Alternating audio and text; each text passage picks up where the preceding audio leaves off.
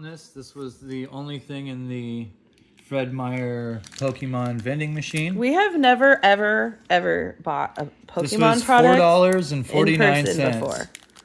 I'm really terrible at opening these. I've bought sealed Pokemon in the past online, but the vending machines never have them ever since this boom. They had a pack. We have here. So this is our very first retail product we've ever bought. And if people knew the amount of vintage products I had, they would. Oh, that's kind of cool horse. A Kofu. Okay, that's cool. Papaya berry. Venusaur. Ooh, that's actually a fancy. Kind of, yeah. Sort of. Yeah. Venusaur.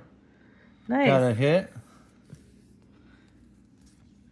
And there's our hit right here. Okay. For $4.50, we got a Venusaur.